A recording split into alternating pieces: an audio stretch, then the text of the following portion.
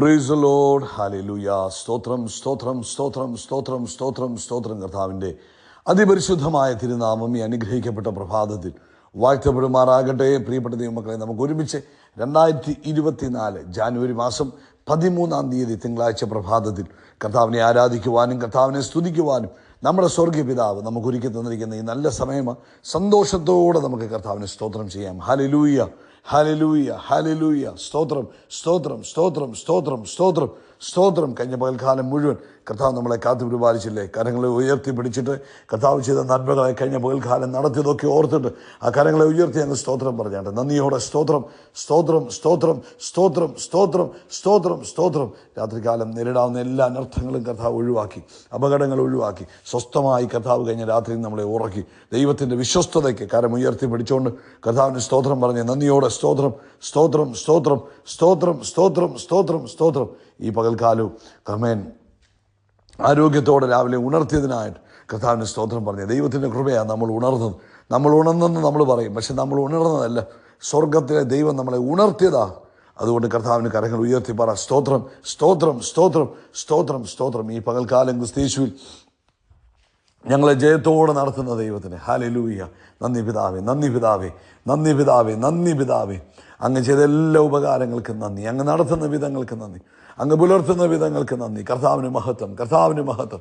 Thank you Lord. കർത്താവിന് മഹത്വം, കർത്താവിന് മഹത്വം, കർത്താവിന് മഹത്വം. Hallelujah, hallelujah. നന്ദിയോടെ സ്തോത്രം, നന്ദിയോടെ സ്തോത്രം, നന്ദിയോടെ സ്തോത്രം, നന്ദിയോടെ സ്തോത്രം, നന്ദിയോടെ സ്തോത്രം. അങ്ങ് രാജാവാകിയാൽ സ്തോത്രം, അങ്ങ് കർത്താവാകിയാൽ സ്തോത്രം, അങ്ങ് അത്ഭുതങ്ങളുടെ ദൈവമാകിയാൽ സ്തോത്രം. അങ്ങേപ്പോലെ മറ്റാരുമില്ല. ഞങ്ങൾ അങ്ങേക്ക് നന്ദി പറയുന്നു. ഈ പ്രഭാതത്തിൽ ഞങ്ങൾ അങ്ങയെ വാഴ്ത്തുന്നു, ഞങ്ങൾ അങ്ങയെ സ്തുതിക്കുന്നു. അങ്ങ് ചെയ്ത എല്ലാ നന്മകൾക്കും അനുഗ്രഹങ്ങൾക്കും ഉപകാരങ്ങൾക്കും അപ്പാ അങ്ങേക്ക് സ്തോത്രം ചെയ്യുന്നു. പിതാവേ, ഈ പ്രഭാതത്തിൽ ഞങ്ങൾ അങ്ങയെ സ്തുതിക്കുന്നു, സ്തോത്രം ചെയ്യുന്നു. സങ്കീർത്തനക്കാരൻ പറയുക, ആമേൻ. സങ്കീർത്തനം അതിൻ്റെ 109 സങ്കീർത്തനം 30-31 ഇങ്ങനെ പറയുന്നത്, ഞാൻ എൻ്റെ വായ് കൊണ്ട് യഹോവയെ അത്യന്തം സ്തുതിക്കും. അപ്പോൾ ഈ പ്രഭാതത്തിൽ അത്യന്തം കർത്താവിനെ സ്തുതിച്ചാട്ടെ. അതെ, ഞാൻ പുരുഷാരത്തിന് നടുവിൽ കർത്താവിനെ പുകഴ്ത്തും. എവിടെ അവസരം കിട്ടുമ്പോഴും കർത്താവ് ചെയ്ത നന്മകളെക്കുറിച്ച് പറയാൻ മടിക്കരുത്. എൻ്റെ കർത്താവ് എന്നെ അനുഗ്രഹിച്ചത്, എന്നെ ഇതുവരെ കൊണ്ടുവന്നത് എൻ്റെ കർത്താവ് എന്ന് പറയുവാൻ മടിക്കരുത്. കർത്താവ് എളിയവനെ ശിക്ഷ വിധിക്കുന്നവരുടെ കയ്യിൽ നിന്ന് രക്ഷിപ്പാൻ അവൻ്റെ വലത്തുഭാഗത്ത് നിൽക്കുന്നു. നമുക്ക് ഒരുമിച്ച് പ്രാർത്ഥിക്കാം. പിതാവേ, ഞങ്ങൾ യേശുവിൻ്റെ നാമത്തിൽ ഈ പ്രഭാതത്തിനായിട്ട് സ്തോത്രം ചെയ്യുന്നു. അപ്പോൾ ഈ ശബ്ദം കേൾക്കുന്ന എല്ലാവർക്കും വേണ്ടി പ്രാർത്ഥിക്കുക. ലോകത്തിൻ്റെ വിവിധ രാജ്യങ്ങളിൽ ഇരുന്ന് വിവിധ സമയങ്ങളിൽ ഇന്ന് ഈ പ്രഭാതത്തിൽ ഈ സന്ദേശം കേൾക്കുമ്പോൾ കർത്താവിൻ്റെ പ്രത്യേക പ്രൊട്ടക്ഷൻ അവരുടെ മേലുണ്ടാകട്ടെ. രാത്രിയിലെ ഭയത്തിൽ നിന്നും പകൽ പറക്കുന്ന അസ്ത്രത്തിൽ നിന്നും ഇരുട്ടിൽ സഞ്ചരിക്കുന്ന മഹാമാരിയിൽ നിന്നും ഉച്ചയ്ക്ക് നശിക്കുന്ന സംഹാരത്തിൽ നിന്നും ഈ ജനം വിടുവിക്കപ്പെടട്ടെ. അങ്ങയുടെ ചിറകിൻ്റെ മറവിൽ അങ്ങ് തൻ്റെ കുഞ്ഞുങ്ങളെ ഒളിപ്പിച്ചു വെച്ചിരിക്കുന്നതിനായിട്ട് സ്തോത്രം. രോഗികൾ ഇപ്പോൾ തന്നെ യേശു ക്രിസ്തുവിൻ്റെ നാമത്തിൽ സൗഖ്യമാകട്ടെ. എല്ലാ രോഗശക്തികളും യേശുവിൻ്റെ നാമത്തിൽ വിട്ടുപോട്ടെ. പ്രത്യേകിച്ച് ഹല്ലേലൂയ, സ്തോത്രം സ്തോത്രം. അപ്പൻഡിക്സിൻ്റെ ബുദ്ധിമുട്ടിനാൽ ഭാരപ്പെടുന്നവർ ആമേൻ ഇപ്പോൾ യേശുവിൻ്റെ നാമത്തിൽ സൗഖ്യമാകട്ടെ. പൂർണ്ണ സ്വസ്ഥത അവർക്ക് കൊടുത്തിരിക്കുന്നതിന് സ്തോത്രം ചെയ്യുന്നു. ഞങ്ങൾ നന്ദി പറയുന്നു, ഞങ്ങൾ നന്ദി പറയുന്നു. അങ്ങ് കൊടുത്ത സൗഖ്യത്തിന് ഞങ്ങൾ നന്ദി പറയുന്നു കർത്താവേ. അതുപോലെ തന്നെ ഹല്ലേലൂയ, നന്ദിയോടെ സ്തോത്രം. ആമേൻ. നട്ടലിന് കംപ്രഷനായിട്ട് ആമേൻ ആമേൻ നട്ടലിൻ്റെ കാലിനും കൈക്കും നംനസ് അനുഭവപ്പെടുന്നവർ, പെരുപ്പ് അനുഭവിക്കുന്നവർ, ആമേൻ സ്പർശനശേഷി നഷ്ടപ്പെട്ടിരിക്കുന്നവർ, ആമേൻ ഞങ്ങളിപ്പോൾ അവർക്ക് വേണ്ടി പ്രാർത്ഥിക്കുന്നു.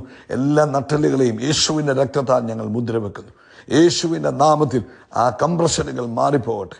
ആ നട്ടലിൻ്റെ ആ പൂർണ്ണ രൂപത്തിലേക്ക് യേശുവിൻ്റെ നാമത്തിൽ മടങ്ങി വരട്ടെ. എല്ലാ കംപ്രഷനുകളും മാറട്ടെ, എല്ലാ കംപ്രഷനുകളും മാറട്ടെ.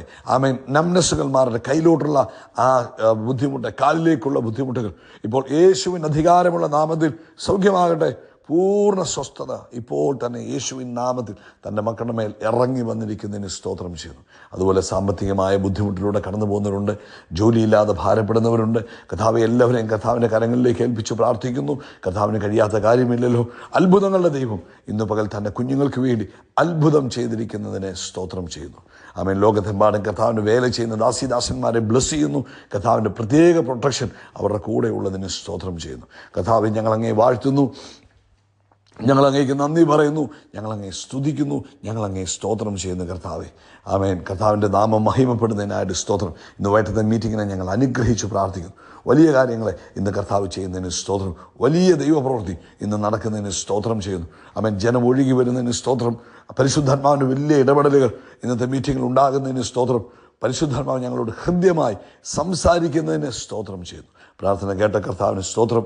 സകല മഹത്വവും പുകഴ്ചയപ്പയ്ക്ക് യേശു ക്രിസ്തുവിൻ്റെ നാമത്തിൽ തന്നെ. ആമേൻ, ആമേൻ, ആമേൻ. കർത്താവ് എല്ലാവരെയും അനുഗ്രഹിക്കട്ടെ. ദൈവിക കൃപ നിങ്ങളുടെ ജീവിതത്തിൽ കർത്താവ് വർദ്ധിപ്പിച്ചു തരട്ടെ. പ്രത്യേകിച്ച് ഇന്ന് വൈകിട്ട് നമുക്ക് കർത്താവ് അനുവദിച്ചാൽ ഇന്ത്യൻ സമയം 9:30 നമ്മുടെ മീറ്റിംഗ് ആരംഭിക്കും. പ്രാർത്ഥനയോടുകൂടെ വേണം അതിൽ വന്ന് പങ്കെടുക്കുവാൻ. ആരും തന്നെ ഇന്നത്തെ മീറ്റിംഗ് മിസ് ചെയ്യരുത്.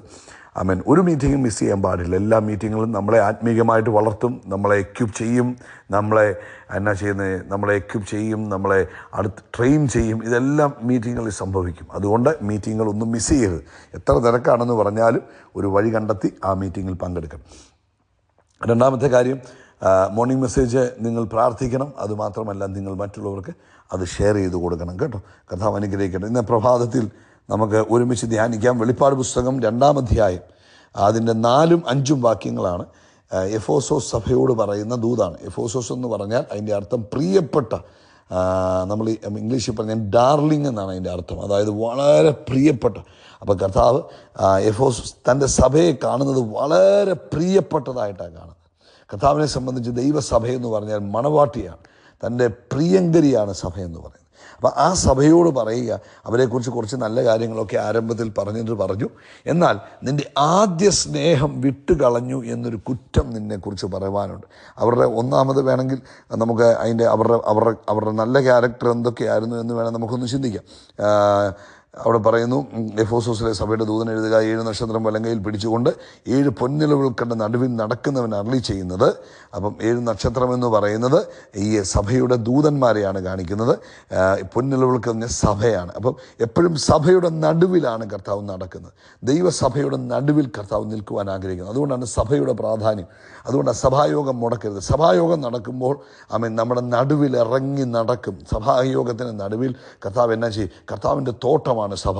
അപ്പോൾ തോട്ടത്തിന് നടുവിലൂടെ ഇങ്ങനെ നടുവിൽ നടക്കുന്നവൻ അരുളി ചെയ്യുന്നത്, ഞാൻ നിൻ്റെ പ്രവൃത്തിയും പ്രയത്നവും സഹിഷ്ണുതയും.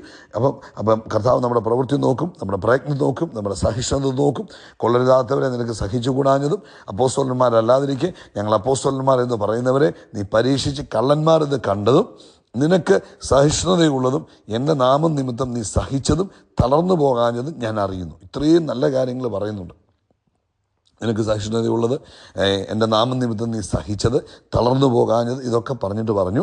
എങ്കിലും എന്നാ കുറവ് ആദ്യ സ്നേഹം വിട്ടുകളഞ്ഞു എന്നൊരു കുറ്റം നിന്നെക്കുറിച്ച് പറയുവാനുണ്ട്. അപ്പോൾ കർത്താവ് എപ്പോഴും നമ്മളെക്കുറിച്ച് ആഗ്രഹിക്കുന്നത്, നമുക്ക് കർത്താവിലുള്ള ആമേൻ ആദ്യത്തെ ആ ഒരു സ്നേഹമുണ്ടല്ലോ.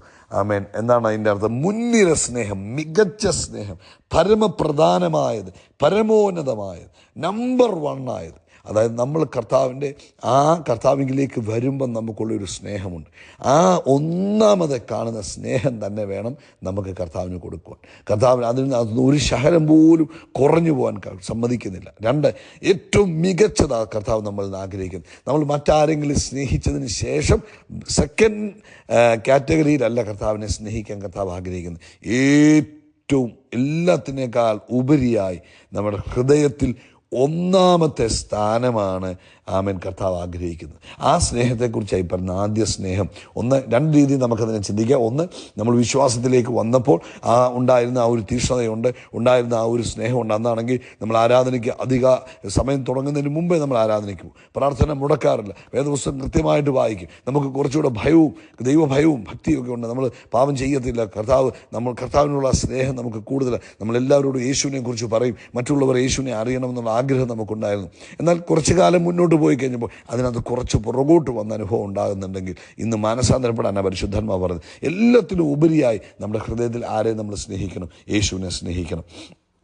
നമ്മുടെ ആദ്യ സ്നേഹം ദൈവത്തിന് നമ്മളോട് കൊടുക്കണമെന്ന് കർത്താവ് ആഗ്രഹിക്കുന്നു. ദൈവം നമ്മളെ ആദ്യം സ്നേഹിച്ചു, നമ്മളല്ല കർത്താവിനെ സ്നേഹിച്ച്, കർത്താവ് നമ്മളെ ആദ്യമായിട്ട് സ്നേഹിച്ച്. അപ്പോൾ ആ സ്നേഹത്തിൻ്റെ ആമേൻ ആ സ്നേഹം നമുക്ക് ആദ്യ സ്നേഹം കർത്താവ് തന്നതുകൊണ്ട് നമ്മുടെ സ്നേഹവും ആമേൻ സ്തോത്രം ദൈവത്തിന് തന്നെ കൊടുക്കണമെന്നാണ് കർത്താവ് ആഗ്രഹിക്കുന്നത്. എന്നിട്ട് പറയാം, ഏതിൽ നീ വീണു? അപ്പോൾ നമ്മളൊന്നും ചെന്ന് ചിന്തിച്ച് നോക്കണം, കർത്താവെ എൻ്റെ ആ പഴയ സ്നേഹയോടെ. പണ്ട് രാത്രിയുടെ യാമങ്ങളിലൊക്കെ ഉണർന്നിരുന്ന് കർത്താവിൻ്റെ സന്നിധിയിൽ പ്രാർത്ഥിക്കുമായിരുന്നു. പണ്ട് പാപികളുടെ മാനസാന്തരത്തിന് വേണ്ടി ഇരുന്ന് പ്രാർത്ഥിക്കുമായിരുന്നു. പണ്ട് മറ്റുള്ളവർ നമ്മുടെ സഭയിൽ വരുന്നവരുടെ വിഷയങ്ങളൊക്കെ എടുത്തു വെച്ചിരുന്ന് പ്രാർത്ഥിക്കുമായിരുന്നു. പണ്ട് ഇടയ്ക്കിടയ്ക്ക് ഉപവസിക്കുമായിരുന്നു. പണ്ട് കർത്താവിൻ്റെ നമുക്ക് ടി വിയിലോട്ട് നോക്കുമ്പോൾ തന്നെ നമ്മൾ ടി വി കാണാൻ എനിക്ക് പറ്റത്തില്ല, അത് അല്ലെങ്കിൽ ലൗകികമായതൊന്നും ഞാൻ കാണത്തില്ല. എന്നാൽ ഇപ്പോൾ ആണെങ്കിൽ അങ്ങനെയല്ല, വല്ലപ്പോഴും ഒക്കെ ഒന്ന് കാണാനൊക്കെ തുടങ്ങി. അങ്ങനെയുള്ള സംഭവങ്ങളൊക്കെ നമ്മുടെ ജീവിതത്തിൽ നിന്ന് മാറി എന്ത് ചെയ്യണം? മാനസാന്തരപ്പെടണമെന്നാണ് പരിശുദ്ധാത്മാവ് പറയുന്നത്. ഈ പുതിയ വർഷത്തിൻ്റെ ആദ്യത്തെ 13 ദിവസങ്ങളുടെ ഇവിടെ നമ്മൾ നടത്തി 13ാമത്തെ ദിവസത്തിലാണ് നമ്മൾ നിൽക്കുന്നത്. ഇന്ന് പ്രിയപ്പെട്ടവർ, ഒന്ന് നമ്മളെ തന്നെ ഒന്ന് ശോധന ചെയ്യണം. നമ്മുടെ ആദ്യ സ്നേഹം കുറഞ്ഞു പോയിട്ടുണ്ടോ? അല്ലെങ്കിൽ നമ്മളെല്ലാത്തിനേക്കാൾ ഉപരിയായി കർത്താവിനെയാണോ സ്നേഹിക്കുന്നത് എന്നൊന്ന് ശോധന ചെയ്യണം കേട്ടോ. കർത്താവ് അനുഗ്രഹിക്കട്ടെ. ഈ വചനം നിങ്ങൾക്ക് അനുഗ്രഹമായെങ്കിൽ മറ്റുള്ളവർക്കും അയച്ചു കൊടുക്കണം കേട്ടോ. വൈകിട്ടത്തെ മീറ്റിങ്ങിൽ പങ്കെടുക്കാൻ മറക്കരുത്. വൈകിട്ട് ഇന്ത്യൻ സമയം 9:30.